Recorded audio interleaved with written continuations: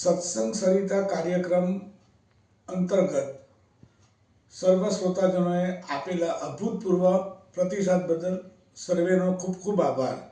તેવી જ રીતે અર્થ સંહિતા કાર્યક્રમ અંતર્ગત શ્રોતાજનોએ મારા ઓડિયોને પણ આપેલા સારા પ્રતિસાદ બદલ ખૂબ ખૂબ ધન્યવાદ।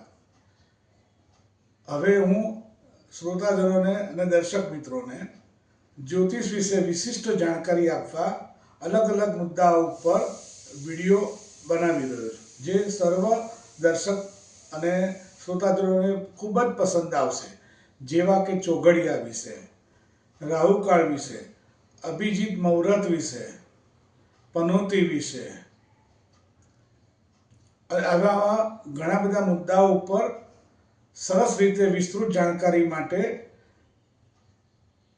મને એમ મનમાં સ્ફુરણા થઈ કે સત્સંગની સાથે સાથે જ્યોતિષ પણ બહુ જ અનિવાર્ય છે અને એ મેં કવર કરવા પૂરેપૂરો પ્રયત્ન કર્યો છે। તો આપણે આજે સૌ પ્રથમ ચોઘડિયા વિશે પ્રાથમિક જાણકારી પ્રાપ્ત કરીશું, કારણ કે જ્યોતિષ જગત એક બહુ વિશાળ દરિયા જેવું શાસ્ત્ર છે। એમાં આપણે પ્રાથમિક માહિતી જ મેળવીએ છીએ। તો આપણે જાણીએ ચોઘડિયા વિશેની જાણકારી। સૌ કોઈ જાણે છે કે દિવસની અંદર કુલ 8 ચોઘડિયા હોય અને રાત્રિના 8 ચોઘડિયા હોય। દરેક પ્રહર એટલે કે 1.5 કલાકે ચોઘડિયું બદલાય। 8 ચોઘડિયા સવારના, દિવસના અને 8 ચોઘડિયા રાત્રિના। પરંતુ દર્શક મિત્રોને જણાવવાનું કે ચોઘડિયાની કુલ સંખ્યા 7 જ છે। તો કઈ? લાભ, અમૃત, શુભ, ચલ, રોગ, કાળ અને ઉદ્વેગ। તો 7 ચોઘડિયા અને દિવસમાં આવે 8 ચોઘડિયા।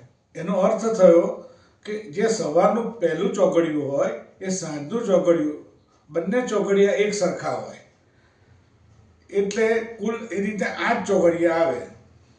હવે આપણે એમ જાણીએ કે ચલ ચોઘડિયું આપણને શું નિર્દેશ કરે છે કે સવારથી જો બધું માણસ ચલાવી લે, કોમ્પ્રોમાઇઝ બેઝ ઉપર કામ કરે, તો એનો દિવસ લાભ, અમૃત અને શુભ જેવો જાય। કોઈ પણ બાબતમાં સવારે સહેજ પણ ચલની અંદર અચલ થાય, કાં તો પોતાની અંદરના અભિપ્રાય વ્યક્ત કરે, કોઈને ટકોર કરે, કોઈને ટોકે, તો સમજી લેવાનું કે દિવસ તમારો રાગ, કાળ અને ઉદ્વેગ જેવો જાય। ચોઘડિયા આપણને આ નિર્દેશ કરે છે। લાભ, અમૃત અને શુભ ચોઘડિયા અતિ શુભ માનવામાં આવેલ છે। રોગ, કાળ અને ઉદ્વેગ ચોઘડિયા એ અશુભ ચોઘડિયા છે। ચલ ચોઘડિયું બધામાં ચાલી લેવાય, મધ્યમ છે। આ રીતે ચોઘડિયાની માહિતી છે। દર્શક પ્રેમીઓને ખૂબ પસંદ આવશે। રાજેશ શાહના જય શ્રી કૃષ્ણ।